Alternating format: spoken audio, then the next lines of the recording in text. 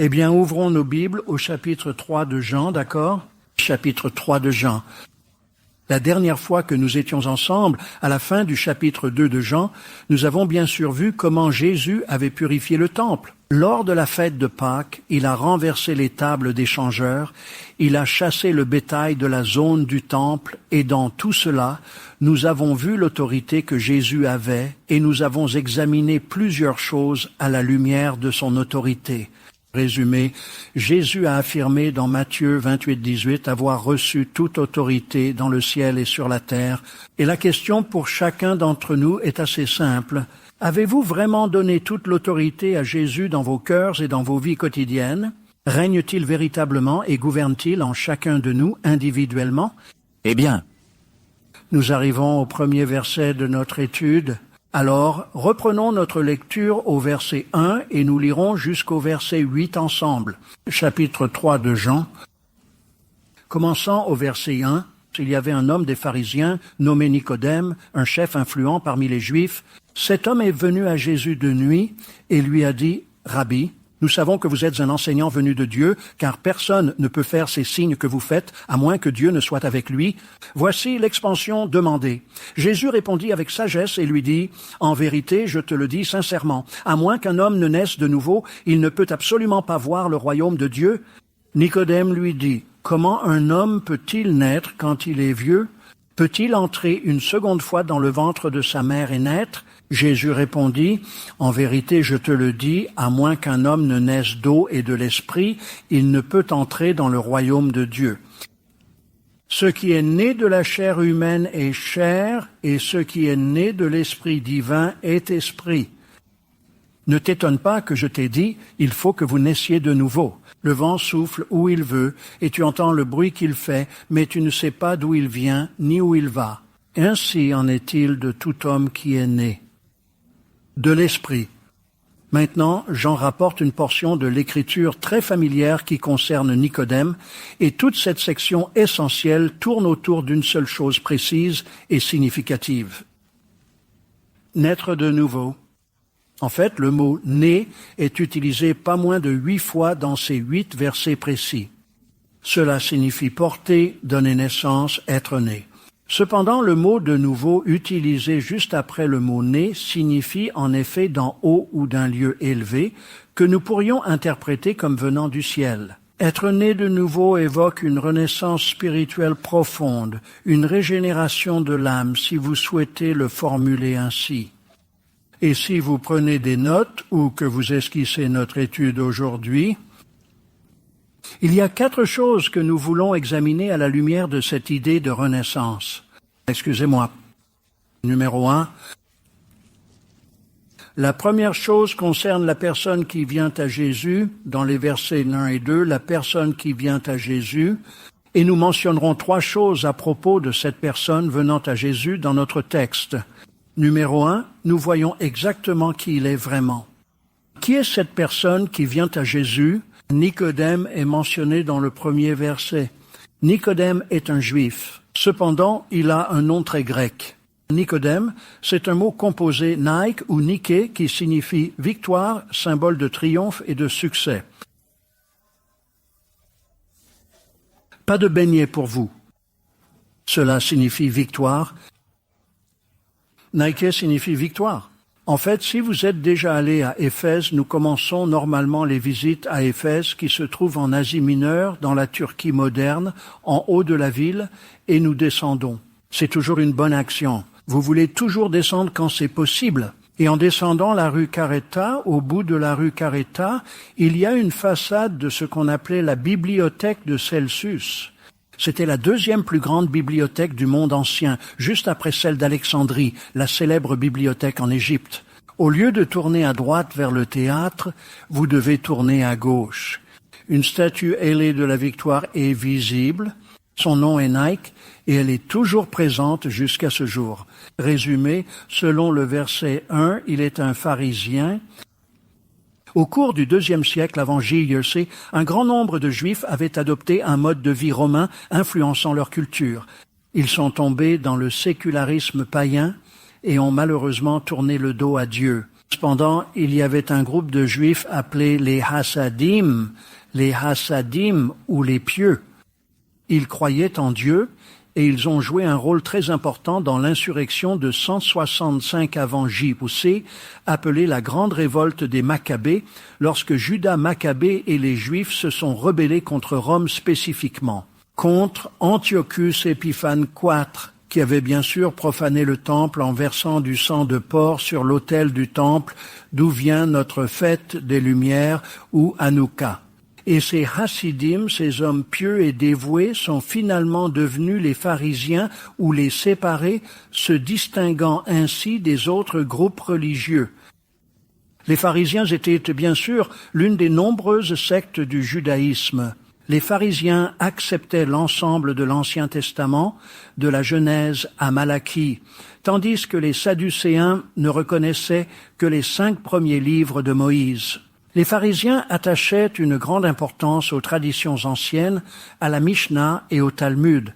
Et selon Actes 23:8, ils croyaient aussi aux anges, aux êtres spirituels, et à la résurrection des morts, contrairement aux Sadducéens qui n'y croyaient pas. Selon le verset 1, il est aussi un dirigeant des Juifs, ce qui signifie sans aucun doute qu'il était membre du Sanhédrin, l'organe dirigeant des Juifs composé de 71 membres, 70 membres plus le grand prêtre.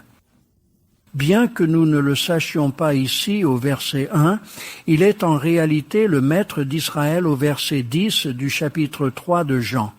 Il occupait donc une place très élevée en Israël, une position d'honneur et de grand respect en tant que maître d'Israël, reconnu pour ses enseignements et sa sagesse. Selon Jean chapitre 7, verset 50, il a défendu Jésus face aux tentatives d'arrestation de dirigeants religieux et autorités. Dans l'évangile de Jean, chapitre 19, verset 39. C'est Nicodème, un pharisien, qui a aidé Joseph d'Arimathie à descendre avec soin le corps sans vie de Jésus de la croix pour le placer dans le tombeau, en apportant aussi 100 livres d'épices parfumées, pour oindre le corps de Jésus, ce qui est une image d'un grand sacrifice de sa part, et bien sûr montrant qu'il était très riche. Alors, c'est qui il est? Numéro 2, examinons le moment précis où cette personne s'est approchée de Jésus. Remarquez au verset 2. Quand il est venu, il est dit que cet homme Nicodème est venu à Jésus de nuit. Nicodème, souvent désigné comme celui qui est venu à Jésus de nuit, est un personnage important dans les Écritures. C'est un peu sa marque de fabrique, si vous voulez. Pourquoi est-il venu à Jésus la nuit? Nous ne savons pas, on ne nous le dit pas. Cependant, il y a en effet ceux qui ont beaucoup de spéculations à ce sujet précis. Résumé, Jésus était trop occupé durant la journée, selon certains. Avec son ministère et ses guérisons, il prend le temps de lui parler ce qui est pertinent. Jésus était un homme occupé. D'autres disent que c'est une image spirituelle. Du cœur de l'homme qui est sombre, il est venu à lui la nuit. Contrairement à Jésus, qui est présenté comme une image de lumière au chapitre 8, verset 12 de Jean, Jésus, la lumière du monde. Cela crée certainement un lien intéressant avec le fait qu'il vienne la nuit. D'autres disent qu'il était simplement un disciple secret de Jésus, tout comme Joseph d'Arimathie au chapitre 19, verset 38 de Jean.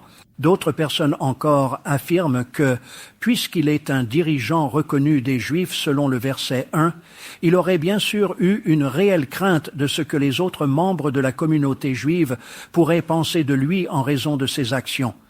Il y a donc beaucoup de spéculations sur les raisons pour lesquelles il est venu la nuit. Mais au final, peu importe à quel moment il est venu à Jésus dans sa vie,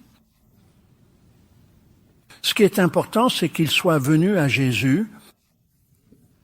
Vous voyez, au final, pour vous et moi, peu importe quand nous venons à Jésus, ou même pourquoi nous venons à Jésus, ce qui est vraiment important, c'est que nous venions à Jésus, car rappelez-vous que le contexte concerne la nouvelle naissance, il traite du royaume de Dieu, ou dans ce contexte, le ciel, entrer au ciel, et je vous le dis avec conviction, cela devient un enjeu vraiment important, car cela concerne notre existence éternelle et notre bonheur ultime.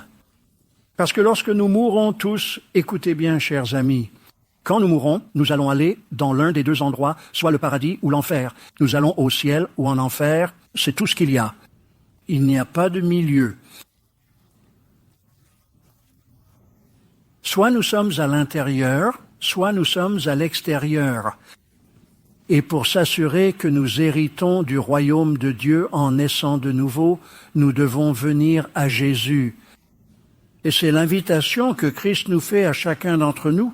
Matthieu 11, 28, Jésus a dit, « Venez à moi, vous tous qui peinez et êtes chargés, et je vous donnerai du repos pour votre âme. » Dans Jean 7, 37, Jésus dit que si quelqu'un a soif, qu'il vienne. Dans Apocalypse 22, 17, l'Esprit Saint et l'épouse de Christ disent ensemble, « Venez, venez ceux qui écoutent. Venez si vous avez soif, comme dit Ésaïe 55, 1, et vous tous qui avez soif, venez. » C'est une invitation que Dieu a donnée à chacun d'entre nous. Et malheureusement, beaucoup de gens disent, « Eh bien, vous savez, je dois régler quelques problèmes dans ma vie avant de venir à Jésus. Je dois corriger et me débarrasser de certaines choses. » Écoutez, nous ne nettoyons pas notre vie avant de venir sincèrement à Jésus. Nous demandons à Jésus de purifier nos vies. Parce que quand nous venons à Jésus, tout à coup, nous naissons de nouveau. Nous sommes spirituellement régénérés par la grâce divine et maintenant nous pouvons enfin entrer dans le royaume de Dieu. Revenons au chapitre 3 de Jean. Résumé, examinons la dernière chose au sujet de cette personne venant à Jésus. Nous avons vu qui il est, nous avons vu son arrivée. Numéro 3, examinons en détail ce qu'il a dit, ce qu'il a effectivement exprimé. Revisitez le verset 2, s'il vous plaît. Nicodème est venu voir Jésus de nuit, comme indiqué au verset 2. Voici ce qu'il a dit, Rabbi. Nous savons très bien que vous êtes un enseignant exceptionnel venu de Dieu. Car personne ne peut faire les signes que vous faites, à moins que Dieu ne soit avec lui.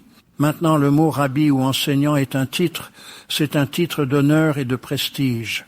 Il désigne une personne qui connaît très bien Dieu et sa volonté. En fait, les étudiants appelaient leurs enseignants, leurs instructeurs, rabbis, ce qui n'était pas simplement qui ils étaient. Mais cela concernait une place de notoriété et d'importance, si vous voulez.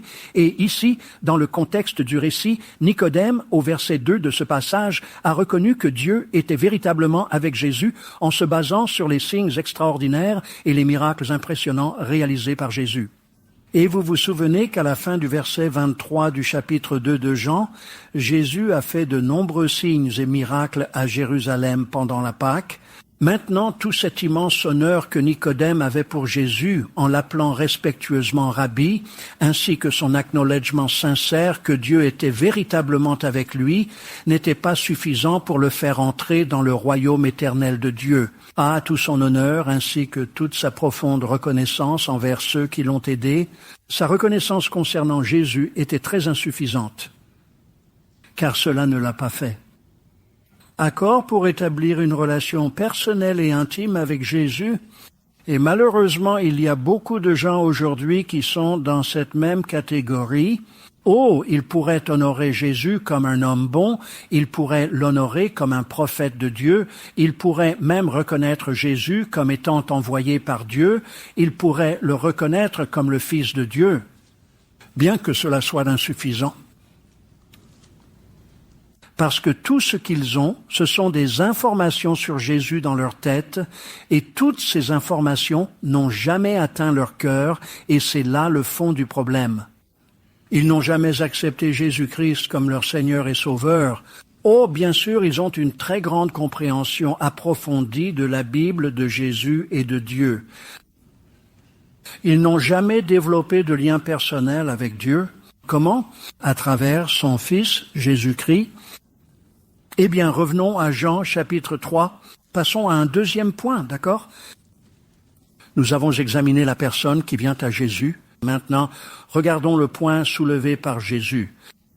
Au verset 3, nous voyons le point fait par Jésus. Il dit, Jésus a répondu et lui a dit, « En vérité, je te le dis, à moins qu'un homme ne naisse de nouveau, il ne peut voir le royaume de Dieu. » Notez bien que Jésus répond à une question spécifique qui n'a pas encore été posée. Personne n'a demandé à Jésus d'être né de nouveau ou d'aller au ciel, au royaume de Dieu. Jésus apporte une réponse à cette question. Pourquoi? Pourquoi Jésus a-t-il fait cela? Eh bien, je dois croire que cela remonte précisément au verset 25 du chapitre 2 de ce texte, où Jésus sait parfaitement ce qu'il y a dans le cœur de l'homme, il sait ce qu'il y a dans l'homme. En d'autres termes, il savait ce qu'il y avait dans le cœur de Nicodème. Il connaissait les pensées et les motivations de Nicodème, comprenant ce qu'il avait en tête. Et cela devrait vraiment tous nous effrayer profondément. Car Dieu sait ce que nous pensons, Dieu sait ce que nous ressentons, Dieu sait ce qu'il y a dans notre cœur, Dieu sait ce qu'il y a dans notre tête. Cependant, je pense qu'en prenant un peu de recul et en examinant le tableau d'ensemble, en posant la question, Jésus sait parfaitement ce qu'il y a dans le cœur de l'homme. La question pour nous est, que contient l'homme? Que contient l'homme? Rien. Rien. Avant de naître de nouveau, avant d'avoir une régénération spirituelle, avant d'avoir hérité du royaume de Dieu, nous n'avions rien en nous. Tu dis, Clark, es-tu sûr? Oh oui. Dans Ecclésiaste chapitre 3 verset 11, la Bible dit que Dieu a mis l'éternité dans nos cœurs. Nous ressentons tous un vide ou un manque dans notre cœur. Dans Romains chapitre 8, verset 20, Paul a dit que Dieu nous a créés dans la futilité. Nous naissons tous dans le vide ou la vanité. Nous n'avons rien. Et le problème est que nous essayons de remplir ce vide spirituel avec des choses physiques. Nous croyons qu'obtenir un peu plus serait bénéfique. Si je peux réaliser certaines choses, comme obtenir un travail, une voiture, une maison ou un partenaire, je serai satisfait. Et tout sera enfin complet dans ma vie. Mais la vérité profonde, c'est que nous ne pouvons jamais véritablement combler un vide spirituel avec une chose matérielle. Ce vide immense ne sera véritablement comblé que par Jésus-Christ. Seul Jésus-Christ peut remplir ce vide dans notre cœur, satisfaire le trou dans notre âme. Seul Jésus, notre Sauveur, peut véritablement nous amener à un endroit de plénitude et de satisfaction profonde, et cela implique d'être né de nouveau, régénéré par la puissance renouvelante de l'Esprit de Dieu. Ainsi, nous savons avec certitude que nous allons au ciel. Maintenant, j'aimerais que vous retourniez à Matthieu 23, s'il vous plaît. Matthieu chapitre 23. Parce qu'au chapitre 23 du livre de Matthieu, nous avons les 8 malheurs prononcés par Jésus. Malheur à vous, ô scribes et pharisiens. Rappelez-vous que Nicodème était un pharisien. Il semble que d'après les écrits, les pharisiens, y compris cet homme nommé Nicodème, ne comprenaient pas vraiment ce précepte, ce principe essentiel, le point important soulevé par Jésus.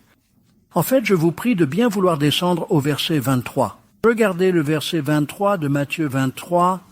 Jésus a averti les scribes et pharisiens hypocrites. Car vous payez la dîme de la menthe, de l'anis et du cumin, les plus petites dîmes, les plus petites menthes du jardin. Et vous avez ignoré ce qui est essentiel dans la loi, la justice, la miséricorde et la foi. Agissez ainsi tout en considérant les autres. Guides aveugles qui filtraient un moucheron et avalaient un chameau. Les pharisiens pensaient que leur tradition, leurs bonnes œuvres, le respect des commandements de Dieu leur ouvrirait les portes du royaume de Dieu. Non. Vous devez naître de nouveau, malheur aux scribes et pharisiens hypocrites, selon le verset 25, car vous nettoyez l'extérieur de la coupe et du plat, mais à l'intérieur ils sont pleins d'extorsion et de débauche. Pharisiens aveugles, purifiez d'abord l'intérieur de la coupe pour que l'extérieur le soit aussi. Malheur à vous, scribes et pharisiens hypocrites, car vous ressemblez à des tombeaux blanchis qui paraissent beaux extérieurement. Mais à l'intérieur, ils sont pleins d'ossements de mort et de toute impureté. Cependant, vous apparaissez aussi extérieurement juste aux yeux des hommes, mais à l'intérieur, vous êtes plein d'hypocrisie et d'illégalité. Ils pensaient que ce signe extérieur de religiosité, avoir les bons mots, aller aux bons endroits, faire les bonnes choses, leur donnerait accès au royaume de Dieu. Non. vous devez naître de nouveau. Regardez le verset 29, Malheur à vous, scribes et pharisiens, hypocrites, parce que vous construisez les tombeaux des prophètes et décorez les monuments des justes, et dites, si nous avions vécu à l'époque de nos pères, nous n'aurions pas été complices de leur sang. Par conséquent, vous êtes des témoins contre vous-même que vous êtes les fils de ceux qui ont tué les prophètes. Accomplissez la culpabilité de vos pères. Vipères, comment échapperez-vous à la condamnation de l'enfer? Nous sommes croyants. Nous sommes meilleurs qu'eux. Nous avons plus de foi qu'eux. Nous ne tuerions jamais les prophètes. Par conséquent, nous devrions avoir accès au royaume de Dieu. Non, vous devez absolument naître de nouveau et écoutez bien, c'est précisément ce qui différencie la simple religion de la véritable relation.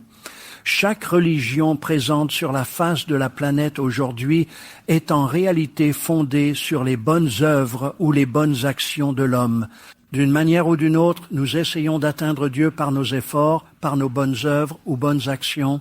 Le christianisme biblique montre que Dieu touche l'homme par la mort, l'enterrement et la résurrection de Jésus-Christ. Les chefs religieux croyaient fermement que leur foi et leur religion les sauveraient, leur offrant ainsi l'accès au royaume de Dieu. Non, il était nécessaire que vous naissiez de nouveau. Il n'y a absolument aucune bonne œuvre, aucun bon acte, ni aucun effort de notre part qui puisse nous donner un accès direct au royaume de Dieu. Nous devons naître de nouveau. Donc ce n'est pas une question de religion, c'est une question de relation. Ce n'est pas une question de loi, c'est une question d'amour. Ce n'est pas une question de devoir, c'est une question de désir, c'est entrer dans cette relation personnelle avec Jésus-Christ. C'est un moment profondément sincère en tête-à-tête avec Dieu, un instant que l'on pourrait qualifier de glorieux. Eh bien, venons-en à une troisième chose importante, d'accord? Nous avons étudié la personne qui s'est approchée de Jésus et le point qu'il a soulevé. Revenons au chapitre 3 de Jean. Examinons attentivement le problème complexe présenté à Jésus. Y a-t-il un problème? Oh oui. Regardez le verset 4 du chapitre 3 de Jean. Résumé, chapitre 3, verset 4 de Jean. Nicodème lui dit, « Comment un homme peut-il naître quand il est vieux? Peut-il entrer une seconde fois dans le ventre de sa mère et naître? » Ainsi, le problème complexe présenté à Jésus. C'est que Nicodème ne comprenait pas de quoi Jésus parlait. C'est le problème présenté à Jésus. Nicodème pensait physiquement, Jésus parlait spirituellement. Il ne parlait pas de naissance physique, il parlait d'une naissance spirituelle, et cela devient incroyablement important car les Juifs avaient un problème similaire, pas seulement avec cette idée de naître à nouveau. Mais en ce qui concerne le royaume de Dieu, que voulez-vous dire? Eh bien, les Juifs croyaient que lorsque le Messie apparaîtrait, il établirait le royaume de Dieu sur terre. Il viendrait monter sur un cheval blanc. Il abattrait l'Empire romain tout-puissant, délivrerait les Juifs de l'occupation romaine injuste et établirait son royaume sur terre où il régnerait dans la justice et la paix. Maintenant, bien qu'il soit vrai que Jésus-Christ fera cela, il le fera lors de sa seconde venue, pas lors de sa première venue. Vous voyez, aujourd'hui, vous et moi, nous vivons dans ce qu'on appelle l'âge de l'Église. Le chapitre 2 des Actes commence le jour de la Pentecôte. Dans le chapitre 2 des Actes, verset 17, il est mentionné les derniers jours. Donc nous vivons dans les derniers jours et l'âge de l'Église depuis plus de 2000 ans. À tout moment, l'âge de l'Église, cette ère spirituelle se conclura, il prendra fin. Nous l'appelons l'enlèvement de l'Église dans la première épître aux Thessaloniciens 4:16, lorsque Jésus-Christ descendra du ciel avec un cri, avec la voix de l'archange, et la trompette de Dieu sonnera, et les morts en Christ ressusciteront d'abord. Nous, vivants, serons enlevés avec eux. Résumé, dans 1 Corinthiens 15, 51-58, le message est similaire. Paul a dit, « Voici, je vous dis un mystère, nous ne mourrons pas tous. Nous serons transformés en un instant à la dernière trompette lorsque l'incorruptibilité remplacera la corruption. » Et une fois l'Église enlevée, cela commence les 7 années de tribulation, lorsque Dieu déversera sa colère sur un monde qui rejette Dieu dans Apocalypse 6 à 18, avec les jugements des sceaux, les jugements des trompettes et les jugements des coupes. Dans Daniel 9, 27, c'est appelé la 70e semaine de Daniel. Dans Jérémie chapitre 30, verset 7, il est clairement appelé un temps de grande détresse pour Jacob. Maintenant, à la fin de cette longue période de 7 ans, nous attendons la seconde venue tant espérée de Jésus-Christ. Dans Apocalypse 19, 15, il viendra sur un cheval blanc et une épée tranchante sortira de sa bouche alors qu'il abat ou détruit les nations. Dans Matthieu 25, 32, c'est le jugement des nations. Nous l'appelons la bataille d'Armagédon, et à la fin de cette bataille, selon Apocalypse chapitre 20, verset 4, Jésus établira le royaume de Dieu sur terre pour 1000 ans. Résumé, le royaume des 1000 ans. Et vous et moi, dans nos corps glorifiés et transformés, comme décrit dans Philippiens 3, 21, nous allons régner sur les hommes et les anges selon 1 Corinthiens chapitre 6, versets 2 et 3, durant ce royaume millénaire prometteur. Donc oui, Jésus-Christ viendra majestueusement sur un cheval blanc, brandissant une épée tranchante, et jugera les nations. Mais cela se produira à la fin des 7 années de tribulation, lors de sa seconde venue. Lors de la première venue du Christ, il n'est pas venu en roi conquérant, mais en serviteur souffrant. Il n'est pas venu sur un cheval blanc, mais sur un âne. Il n'est pas venu pour délivrer les Juifs de l'oppression romaine et de ses souffrances. Il est venu libérer l'humanité de l'esclavage du péché, de la mort et de l'enfer. Et donc c'est quelque chose sur lequel ils étaient également confus, et c'est le problème présenté à Jésus. Maintenant, pour vous et moi, l'application ne peut pas être négligée. Parce que lorsque nous évoquons le royaume de Dieu dans ce contexte précis, Jésus fait allusion au royaume de Dieu qui se manifeste intérieurement, spirituellement et de manière individuelle. Pas extérieurement, suivez-moi. En fait, dans le livre de Luc chapitre 17, verset 21, Jésus a dit clairement que le royaume de Dieu se trouve en vous. Parce que le royaume de Dieu est une réalité spirituelle importante, c'est la demeure de Dieu. Là où se trouve le royaume, là se trouve aussi le roi. Fais des donuts pour toi. Tu es une femme intelligente. Je comprends pourquoi tu l'as épousée. Comment as-tu réussi à l'avoir d'ailleurs? C'est ma question. Elle chante comme un ange. Caprice, excellent travail depuis que tu es petite. Oh mon Dieu, c'est quelque chose d'autre. Bon travail, maman. Oui, d'accord, c'est fini. Allons-y. Maintenant, tout est une question de l'intérieur, car quand nous venons à la foi en Christ, il nous pardonne nos péchés. 1 Jean 1, 9. Il nous remplit de son Saint-Esprit, Romains 8, 11, Actes 5, 32, 1 Corinthiens 3, 16, et c'est effectivement le lieu de résidence de Dieu. Ainsi, le royaume de Dieu est en vous, c'est à l'intérieur de vous, et Dieu habite dans nos cœurs et dans nos vies, comblant ce vide, satisfaisant ce trou dans notre cœur, dans notre âme. Si vous voulez, c'est tout à propos de l'interne, pas de l'externe.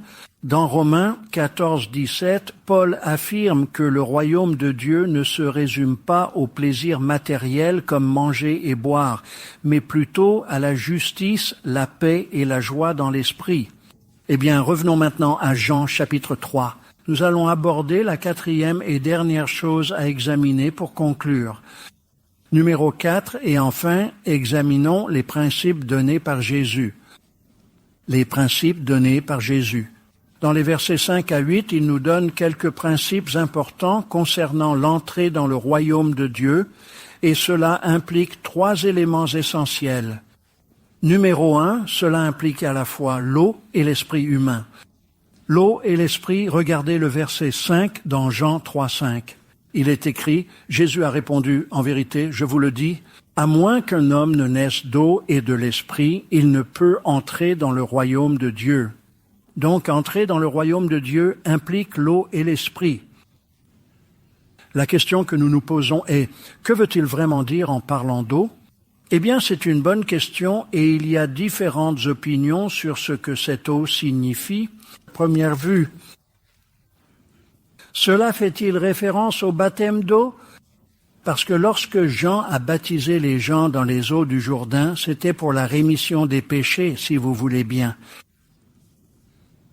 Et dans Luc chapitre 3, verset 22, lorsque Jean-Baptiste a baptisé son cousin Jésus et que Jésus est sorti de l'eau, l'Esprit Saint est descendu sous une forme corporelle comme une colombe et s'est posé sur lui.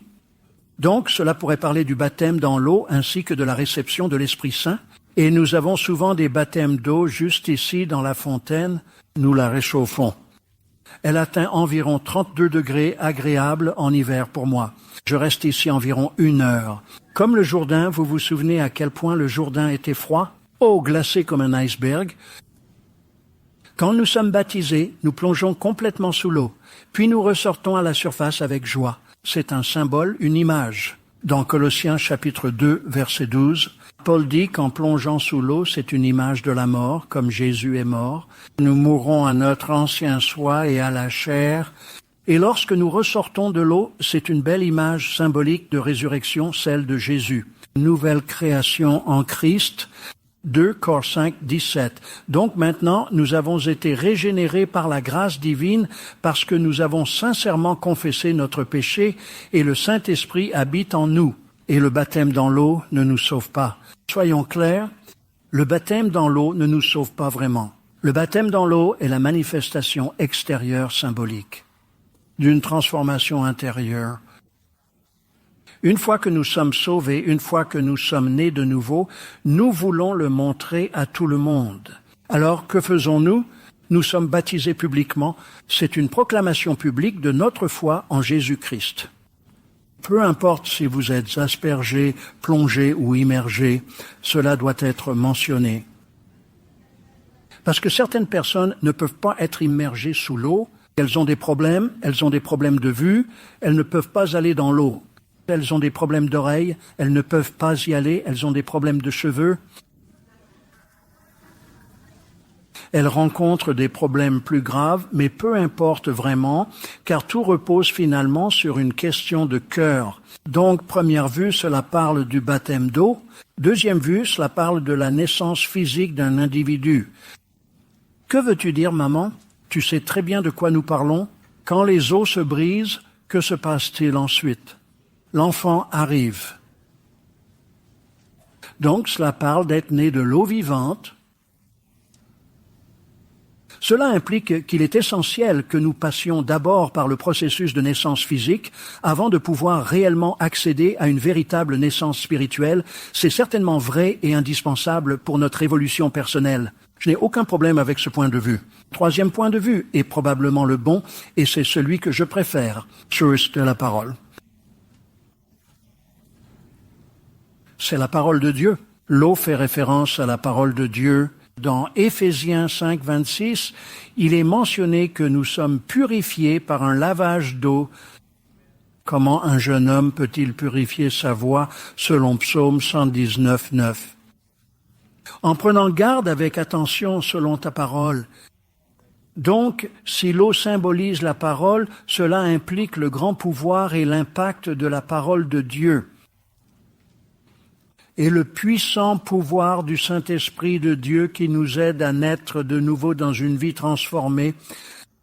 En d'autres termes, ce n'est pas une œuvre de la chair, c'est une œuvre de l'Esprit par la parole de Dieu, en fait. La Bible, dans 1 Pierre 1.23, dit que nous sommes nés de nouveau par une semence incorruptible, c'est-à-dire par la parole de Dieu. Comment avons-nous été nés de nouveau exactement? Par la parole et l'Esprit de Dieu, il y a un grand pouvoir. Hébreux 4.12 dit que c'est plus tranchant qu'une épée à double tranchant. Nous attachons une grande importance à l'enseignement de la parole de Dieu. Chaque semaine, nous sommes lavés dans l'eau de la parole. Et c'est la parole de Dieu qui nous convainc, Jean 16, 8, du péché, de la justice et du jugement. Nous nous retrouvons ainsi à venir à Christ, à répondre sincèrement à cet appel divin, afin que nous puissions également naître de nouveau. Donc le premier principe implique à la fois l'eau et l'esprit, qui est le numéro 2. Le second implique la chair et l'esprit. Regardez le verset 6, chair et esprit. Ce qui est né de la chair est chair. Ce qui provient de l'esprit est esprit. Ce n'est pas un contraste, retenez bien cela. Le mot « mais » n'est pas utilisé ici. Jésus utilise le mot et c'est une comparaison. Il compare ce qui est né de la chair et ce qui est né de l'esprit. Et je pense que le point ici est assez simple. Si nous ne sommes pas véritablement nés de nouveau par l'esprit, alors nous sommes simplement nés de la chair et nous produirons inévitablement le fruit de la chair. Et en plus de cette profonde vérité spirituelle, si nous sommes nés de nouveau par la foi, nous sommes désormais de l'esprit et non plus de la chair. Par conséquent, nous produirons naturellement le magnifique fruit de l'esprit, qui est l'amour véritable, comme il est mentionné dans Galates 5, 22. Le fruit de l'esprit est l'amour, la joie, la paix, la patience, la bonté, la fidélité, la douceur, la maîtrise de soi. Contre de telles choses, il n'y a pas de loi. Le fruit de l'esprit maintenant. J'ai entendu de nombreux pasteurs enseigner sur Galates 5, 7. Et ils disent qu'ici se trouvent les 9 fruits de l'esprit et ils passent en revue chacun. Et cela fait un beau plan et ça me fait sentir très bien à l'intérieur, mais ce n'est pas vrai, c'est absolument incorrect. L'esprit produit un seul fruit. Ce nom attributif « fruit » est singulier et la préposition doit s'accorder avec le nom en nombre et en genre, et c'est le cas. Le fruit singulier de l'esprit est l'amour. Il ne dit pas que les fruits de l'esprit sont l'amour, la joie, la paix, mais non. En fait, l'article défini précède ce nom attributif. En anglais, cela sert à spécifier le nom ou le verbe, tandis qu'en grec, cela souligne.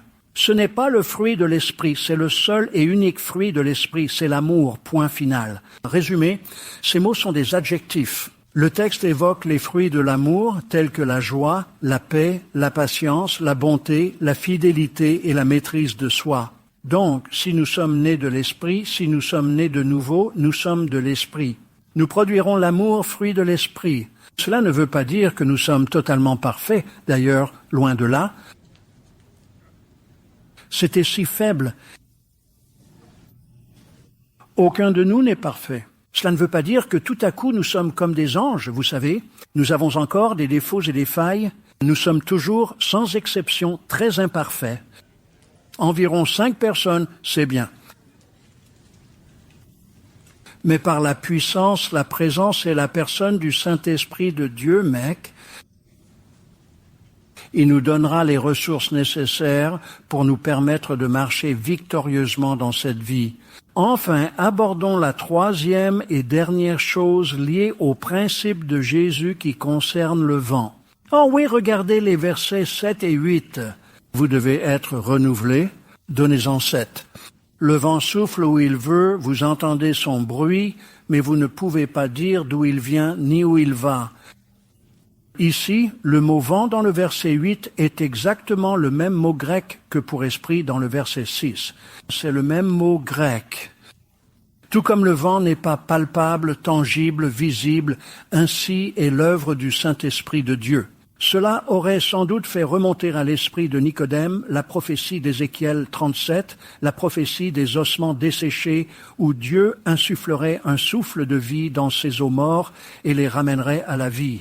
C'est incroyable, et c'est précisément ce que Dieu désire ardemment accomplir pour chacun d'entre nous. Regardez la fin du verset 8. Il est dit, et ainsi en est-il de chacun de ceux qui est né de l'Esprit divin et pur.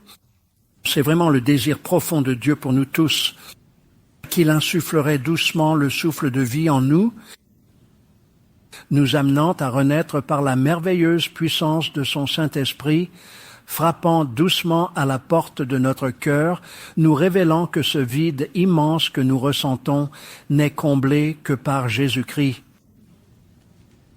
Et alors que nous inclinons nos cœurs et nos têtes devant le Seigneur aujourd'hui, je suppose que la question qui se pose à chacun d'entre nous est assez simple. Sommes-nous nés de nouveau?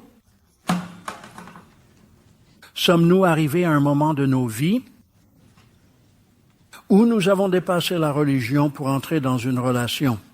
Et vous savez, peut-être que vous êtes ici aujourd'hui et vous avez été très religieux toute votre vie, faisant les bonnes choses, disant les bons mots, allant aux bons endroits. mais vous n'avez jamais établi cette relation personnelle avec Jésus. Ou peut-être que vous vous êtes un peu éloigné de Dieu et vous savez qu'il est temps de vous réconcilier avec Dieu. Ou peut-être que vous êtes ici aujourd'hui et que vous n'êtes pas vraiment sûr d'aller au paradis ou non. Là où vous êtes assis aujourd'hui, vous pouvez être absolument sûr, vous pouvez être garanti d'hériter du royaume de Dieu. Et peut-être que vous regardez en direct sur Internet ou écoutez en direct à la radio. Peut-être que vous vous trouvez dans la vaste zone de l'amphithéâtre, à l'extérieur sur le patio ensoleillé ou dans le surplus. Aujourd'hui peut être le jour qui change tout, peu importe votre situation. Où vous êtes garanti la vie éternelle. Je veux prier pour vous si c'est ce que vous ressentez. Pas besoin d'aller ailleurs. Vous n'avez rien à faire. Tout ce que vous avez à faire, c'est de dire oui à Jésus là où vous êtes assis. Je souhaite prier pour vous. Si c'est ce que vous ressentez, montrez-moi votre main. Oui, Dieu vous bénisse. Oui, monsieur, oui, madame, ici devant, oui, à l'arrière, cette moitié de rangée là-bas, oui, à ma gauche, oui, je vois votre main. Baisse-la, cher. Dieu vous bénisse, cher. Oui, juste ici devant. Dieu vous bénisse. Oui, monsieur, oui. Je vois vos mains. Dieu vous bénisse, chers messieurs. Oui, Dieu vous bénisse, cher. Dieu vous voit et vous bénit. Posez-le maintenant. Que Dieu vous bénisse. Au fond, tout au fond, je vois votre main. Posez-le maintenant. Que Dieu vous bénisse. Homme, ne partez pas d'ici aujourd'hui. Avant d'être assuré de la vie éternelle. Dieu vous aime tellement. 2 Pierre 3,9 dit qu'il ne veut pas que quiconque périsse. Et c'est le désir de Dieu. Avant ma prière, j'aimerais que vous priez d'abord. Priez-la dans votre cœur. Vous pouvez la prier personnellement, en privé. La prière est puissante. Dites Jésus aujourd'hui, ici, maintenant. Je te demande sincèrement de me pardonner tous mes péchés. Que tu me remplisses de ton esprit. Que je naisse de nouveau. Ainsi j'hériterai du royaume de Dieu. Et Seigneur, je prie avec ferveur pour tous mes chers frères et sœurs, tous ceux qui ont consacré leur vie à toi, et même ceux qui l'ont renouvelée aujourd'hui avec espoir. Seigneur, je prie que tu les bénisses. Encourage-les, donne-leur de la force, veille sur eux, protège-les, guide-les et dirige-les, Seigneur, vers toute vérité, vers toute justice pour l'honneur de ton nom. Et nous te demandons tout cela au nom précieux de notre Seigneur et Sauveur Jésus-Christ. Nous prions. Amen.